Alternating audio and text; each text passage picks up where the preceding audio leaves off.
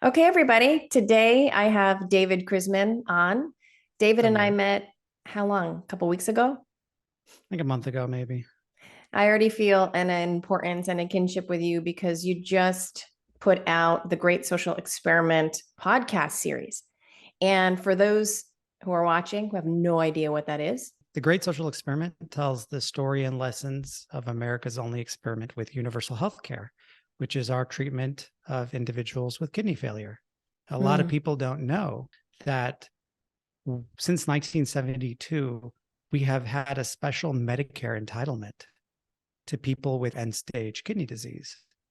So if you are 17 years old or 34 years old and you're not 65, you don't have private insurance, Medicare will step in and bring you in and start covering literally all of your healthcare bills beyond just kidney failure. So it's the first time in history that we have covered a group of people, regardless of race, regardless of socioeconomic status, and now age. I think if I were to ask you, what if there was a disease, the treatment of which could put our whole healthcare system into perspective? I think the average person would say probably, an obscure cancer that's extremely expensive to treat and that bankrupts everybody it inflicts, right? But then what if I told you that the treatment for this disease was completely paid for? I think people would be like, well, that would be great. And to a degree, it has been great. It's been a life raft to millions of patients who need dialysis and has paid for a lot of their transplants as well. But what we find, and looking back at this story, it's that our treatment of patients with kidney disease suffers from literally the same exact things that plague our larger system: quality of care, access, and cost. And those are arguably the most important things. And this is something that's fully funded. This is something that's paid for. Right? And so if we can understand, I think a lot of people think, for example, that Medicare for all would be the panacea, the cure-all of our healthcare system. Turn it on, everything's better. And I honestly think it would make a lot of things better. But what we have found in understanding this story, the Great Social Experiment, is that it's not a cure-all, that there are more things involved in a good healthcare system besides just the government shelling out money, right? Particularly for those who can't afford it. Yeah. So if I'm hearing you correctly, and depending on people who are watching this, because they could be coming from all different types of backgrounds, is kind of simply is that we've been experimenting with universal healthcare within a small subsect population of a specific community within healthcare, and we're still kind of epically failing. We're now just starting to do things that may improve. Right. And so it's been how long? We've been doing this since 1972. We've had the ability to have successful transplants with good immunosuppressive drugs for, I think since the 90s, 80s, 90s. And what's incredible about this story, it's not like it's like cancer, where there's a gazillion of different types of cancer and you're like, all right, well, we can treat this one and we can't treat that one. Right. This one's more difficult. This one's more malignant. Like, we kind of have the answer for this. Yeah. Right? There's nuances, but it's not a cure, but it's as closest to being a cure as we're going to get for the foreseeable future. And it literally gives people their lives back. Well, let me ask this to you. You were on dialysis for how long? I was on dialysis. For those of you who don't know, I've had 2 kidney transplants, and I have had a long-term experience with dialysis, both hemodialysis and peritoneal dialysis. So the first time I was on dialysis, I was on hemodialysis for 4 and peritoneal for 1 until my first transplant. And then the second time before my last transplant, I was fortunate to only be on hemodialysis for several months before my transplant. But I have had the long-term experience in clinic to see and observe, much of what your podcast highlights. I'm listening intently to you because you're referring to the exact experience that I've had for the large portion of my life. And I wasn't even aware, David, what you're saying. I never had the context or the framework to really even look at it that way, even though I was shuffled into that same very experiment that you're talking about.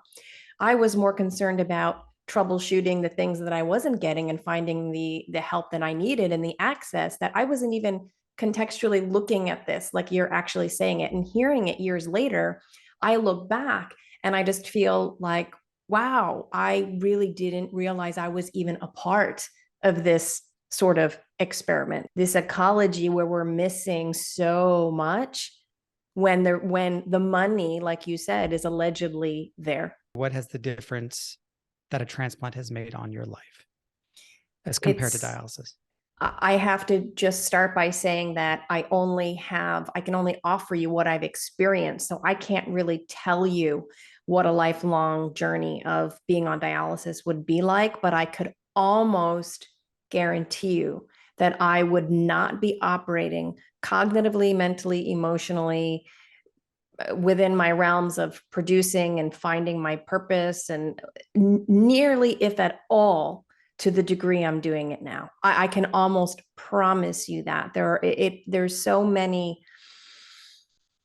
For me, the limitations obviously were the health, physical body, but for me personally, it's the emotional quality of life. And I could fake it and say, I'm doing the best I can, and this is okay, and I have to survive like this.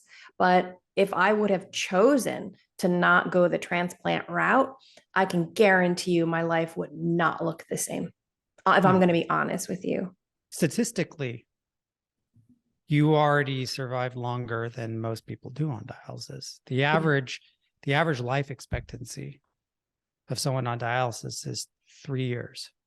Now, given a lot of these people had more issues with their health than you did, you were probably healthier, and those who start dialysis with a lot less problems can survive longer on dialysis. But statistically, the longer you're on dialysis, the worse your prognosis. In my specific case is, yes, I have certain things like maybe youth on my side, but I do want to tell you that there's a tendency to judge somebody's after appearance on where they were when they were sick.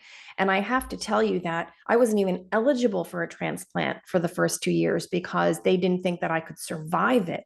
So I was in a wheelchair. I didn't have any hair. I mean, it was very, very severe. I actually, for my age, had a significant amount of problems. And it's just, I'm a proven reality that when you have the right resources and the will and the accessibility to the right people, when people can see you as a whole and understand this environment around you that culminates into health and the transplant, the transformation potential is exponential. And this is, again, something that obviously the better quality of life, but there is so much more nuance from my lived experience of how people can tap into potential they never really knew that they had if they can go this route. Right. And like, as you said, a lot of it is emotional. I honestly don't know.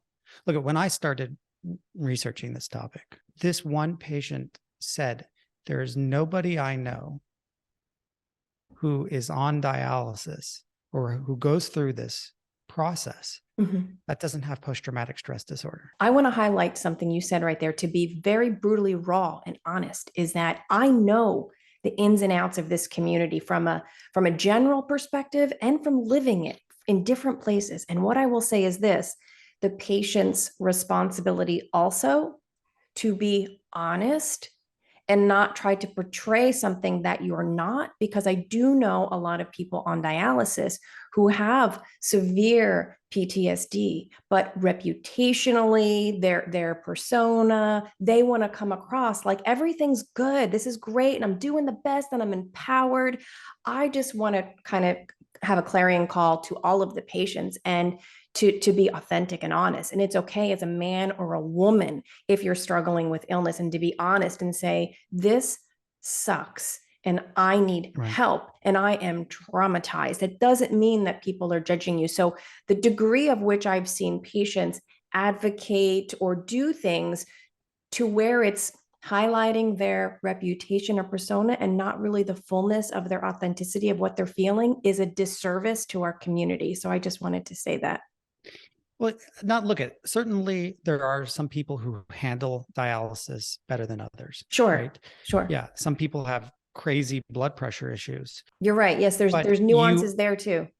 For the people who are watching this, who don't know what this is like, and I personally have never experienced it, I want you to imagine not just to start, not being able to pee. Imagine what that would do to your mind. Right? Shower. Now add in pee, all sorts of basic human needs. Oh, yeah. Just, the fatigue, the feeling sick constantly. What this does to the mind is, I can't even begin to get into. And we have one treatment, which we've had for decades and decades and decades, that can give these people back their lives. Is it a perfect? No, nothing's perfect. Nothing is perfect, but it is light years better. You have and to these patients are not being given the information they need. I started dialysis young. I think I was 22. And I had no idea this world existed. And I could imagine that the aggregate of the population doesn't either, unless they have somebody or know somebody within it. When I went into my first dialysis clinic, I was dialyzed in hospital for several months before I was even well enough to go into clinic. Right. Not only was I young, but I was completely in shock because there were so many people sitting in this room. And then I realized that there were how many clinics within my own neighborhood alone? And then realizing every city had more, I was thinking to myself, this is some shadow territory. I never even knew this existed. There are more dialysis clinics in our country than Burger Kings. It's crazy. Wow. It's crazy. It's crazy. It's crazy. And they don't operate, on the corner of Rodeo Drive. And so a lot of people don't really see it on their way. That's right. And as human beings, it's sometimes hard to care about something that you're not having a personal relationship with. But I would just, if you care about healthcare and the way that we're being treated, this is such an important, crucial example for you to educate yourself on, because at some point in your life, everybody's going to need healthcare. Right. And when you look at what has fallen short in this system, you can then extrapolate it to the larger system. And we're, like you said, we're finally starting to distill and see accurately what has failed and where we have potential to improve. And that's why I love your series, is because it really educates people, number one, because even myself as a patient didn't know some of the things that you were talking about within your series. Why not? Why wasn't I educated? Right? So to educate people, but then also to send out that broader clarion call of like, is this the example in real time of how it's going to be if potentially we do shift aspects of the culture of, healthcare? We need to be looking at it very specifically, is what I'm saying. And so I think that the government and Medicare are looking at that. And I don't think, for example, that Bernie Sanders believes that we're just going to do this without a transition, right? Go to Medicare for all. So what do you feel this transition starts to look like? Like from your podcast, what were you really, give us a little bit of feedback that you were getting from some of the people you were talking to? Well, look, we need to give doctors the ability to spend time with patients and the incentive, the Mhm. financial incentive Mhm. to spend time with patients and to do a good job. Mhm. Right Mhm. now, honestly, I don't know any doctors that are happy. Mhm. I know one doctor Mhm. who's pretty happy. She's an ER doctor Mhm. and she just loves adrenaline kicks. Mhm. And so I think she likes her job. Right. So, David, let me just ask you really quick about this, because I think most people know that we have major issues within the healthcare Right. system. And if so many providers look at you and say, yeah, I know. Yeah, I know. Yeah, I know. Where are we? What's happening there that we're not able to take some personal responsibility to start to advocate for change? So this is multifactorial. One of the things that's going on is there's an incredible amount of special interests Mm-hmm. that put a ton of money into keeping the system at a status quo. Mm-hmm. What a lot of people don't know is that one of the driving forces historically, going back to the 1940s, when Democrat president after Democrat president tried to push the needle on expanding care, one of the biggest impediments to this were the doctors.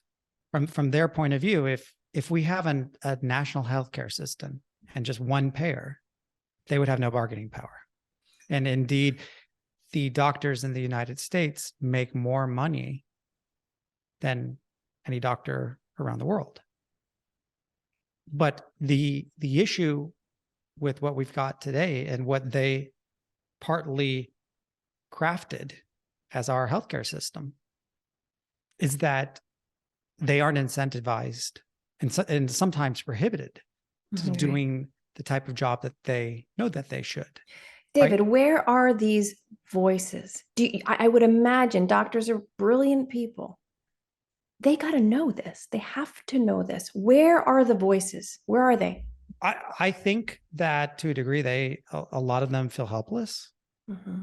A lot of them may perhaps have their own concerns. Well, what is this going to do to my job? And remember, every doctor has their own family to support Mm-hmm. and their own livelihood. And because of our culture and the way things are set up, they graduate from medical school $200,000-$300,000 in debt. Mm-hmm. And now we're supposed to say, okay, you know what? Take a pay cut, right? Mm-hmm. After all of the studying and the sleepless nights that they go through. Yeah, they sacrifice themselves. Right. Mm-hmm. I mean, we take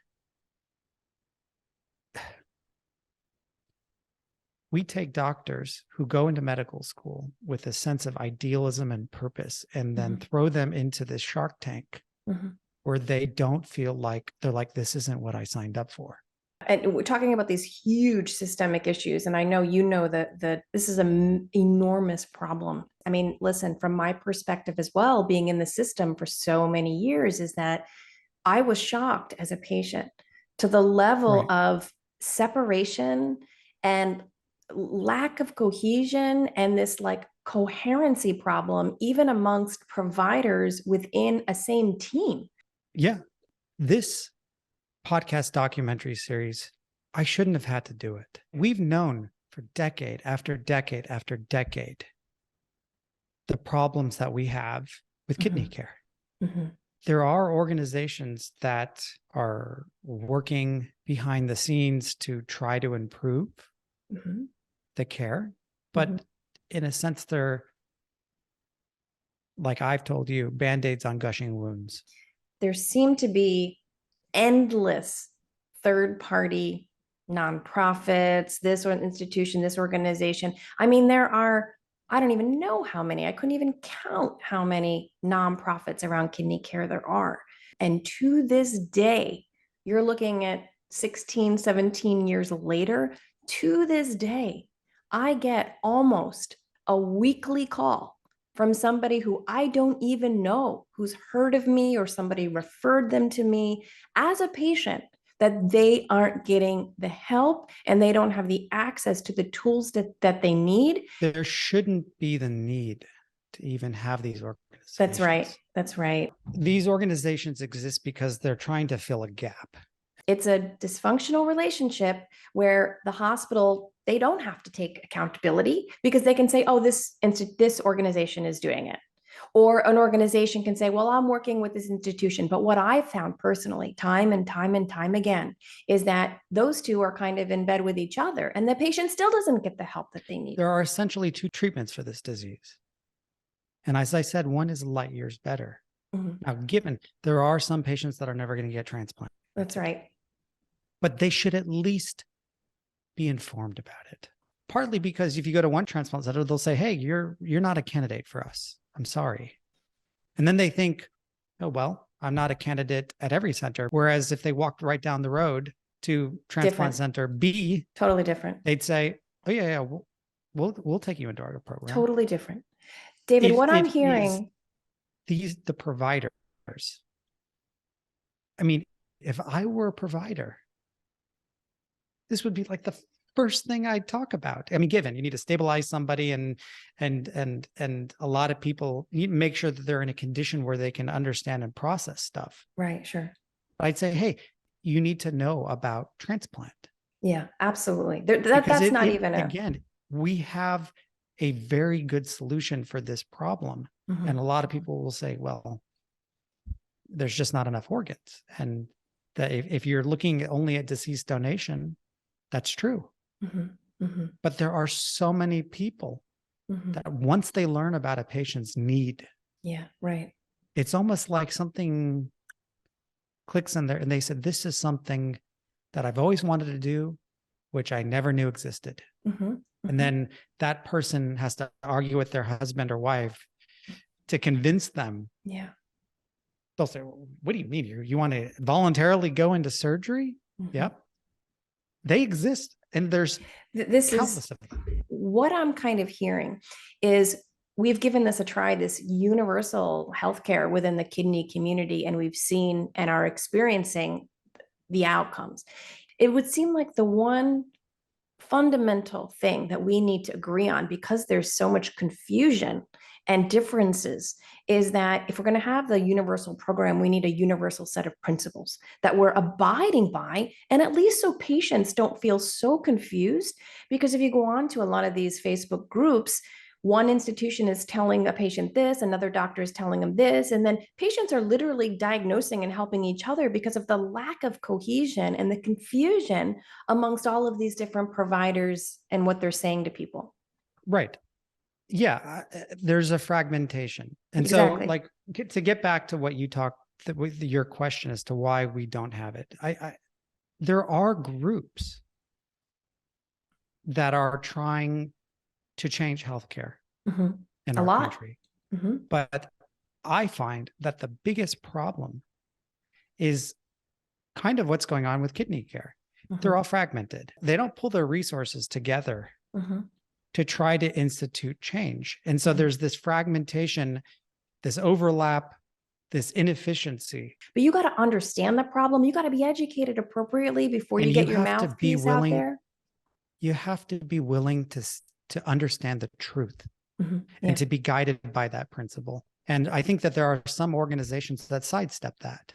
They say, okay, well, we're going to work within the system, and to a degree they have to, but they try not to ruffle feathers.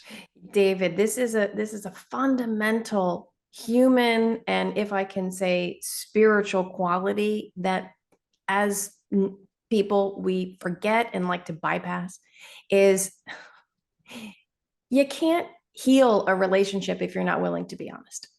Think about it. Just think about it that way. How can you fix something if you're not willing to tell the truth? Everybody. I mean, and that's partly why I made this. Everybody is going to, at some time in their life, have an intimate relationship with the healthcare system. That's right. You have an extremely intimate relationship already. That's right. But everybody at some point or other, unless, you never break a leg, in the bad way of breaking a leg, not like break a leg, or you never get sick and then you just die in your sleep one day at the age of 120. Everybody is going to have an intimate relationship with our system. And I think it's incumbent of us to fix it. I mean, besides the fact that it's just a total economic sucker out of our whole economy, 18% of our whole economy is healthcare. And there is no entity in our healthcare system that has a financial incentive to change it, other than Medicare. Everybody's profiting That's off right. the system as it is. And even what happens is there's this loop, this kind of recursive loop that happens, that even the people who are trying to fill the gaps and help and start all of these organizations, we're all spinning in our own little insulary worlds, and we're really not doing what we need to do within fixing the system. It doesn't take, 1,000 fragmented parts to fix it. It takes a unified voice to demand to our politicians, both state and federal. Let's start fixing this. It's not going to happen overnight, but David, let's do it. Again, this kind of call to action, it seems simplistic, but this is the first principles of fixing something as enormous as this, is get the information out there. Let me ask you a question. How did you particularly decide to get involved in this project? Because you don't have any real history. I mean, as far as I know, I don't know much about you, but you're not a healthcare worker and you're not a patient. So I'm just kind of curious, why you? Well, I have been a patient before, not of kidney disease, but I have had my own interactions with the healthcare system, and they were very frustrating. But I actually came to this as a content creator. I have a background in production, in writing, directing, editing, visual effects, and it was always my happy place. And I say around 2013, I read an article in the New York Times about, I guess maybe we need to explain to people what a kidney chain is. Yeah. It's essentially people that don't have they have a willing donor, but they're not a match. A hospital or transplant center will kind of throw them and their willing donor into an algorithm, and it'll find matches. And so you can do swaps. You and I both need a kidney. You have a relative that's willing to give to you. I have a relative that's willing to give to me, but we're not a match. But they find out that, heck, I'm a match with your willing donor and you're a match with mine. And so there's a swap. And with chains, it starts with an altruistic donor, somebody who actually doesn't want anything in return. Whereas in the situation I just laid out, your relative is only willing to donate if you get a kidney, right? And my relative is only willing to donate if I get a kidney. And so what actually happens is, in these exchanges, the surgeons will literally make sure everybody is under anesthesia before starting the operation so that nobody can back out. And then in about, I think 2005 or 6, there was a surgeon named Michael Reese, who had an idea, which is you could actually start this with an altruistic donor, someone who doesn't want anything in return, would give to you, your donor would give to me, or your willing donor would give to me, and then my willing donor would pay it forward. And this could theoretically go on forever. If they don't, but that's the idea. And the article I read in the New York Times talked about, and of course, I know nothing about this topic really, other than what I'm reading here. I know that transplant is a thing. I've heard of dialysis, never really talked to anybody on dialysis. I read this article and it talked about 30 transplants. That means 70 operations, 70 people connected across the country, or 71 if it's started by an altruistic donor, right? And the entertainer and the storyteller is like, oh yeah, well, what could go wrong in this scenario? Yeah. Right. And so I started to write a script, and I got doctors to talk to me very candidly because they weren't being quoted. The more I learned, the more disenchanted I became. And while I think that the script is actually pretty good, I realized that there was a larger story to tell that could not be told in that format. Yeah. And I was going to write an article, but at that time in my career, I was doing a lot of trailer work, either just recording narration or recording temp narration. And I think for the longest time, I just hated my voice. You know that first time you hear your voice on an answering machine, you're like, Totally. oh God, kill me now. Yeah. Right? Yeah. Yeah. Well, like, I think I had an unhealthier relationship than even that. When I was in first, second, third grade, I actually went to speech therapy to try to strengthen my voice and everything like that. And doing these narrations, I got more comfortable with my own voice.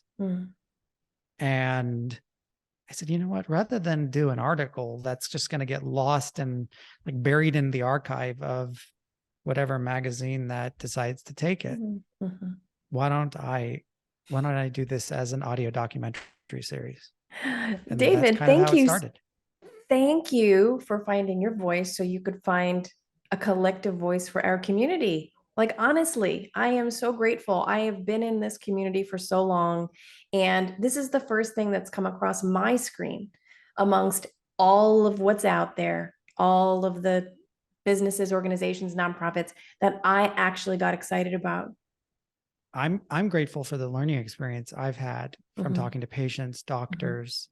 I mean, I don't want to give doctors, a bad name. I think that they are the key to fixing our healthcare system because they are literally the oil that runs the whole healthcare system. You can't have a healthcare system without them. And they are the ones that need ultimately to make the decision to change things, in my opinion.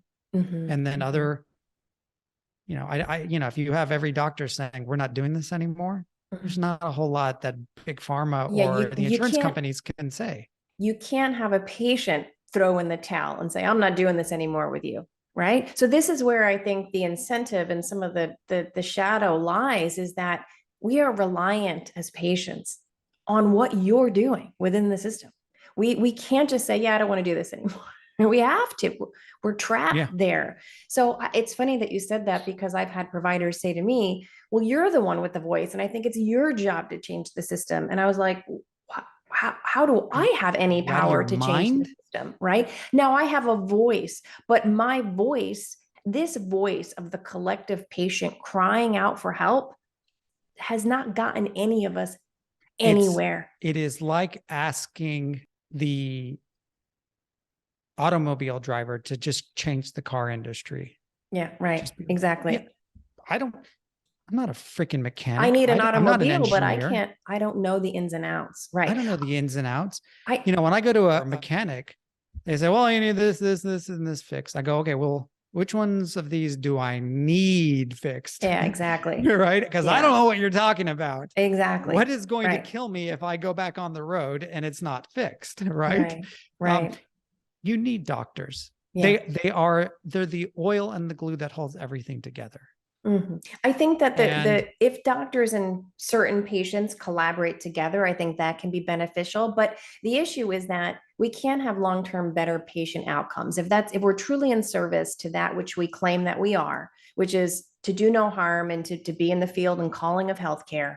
We need to do our own work to be empowered as the providers enough to take action for the things that the patients actually need. I don't think doctors go into this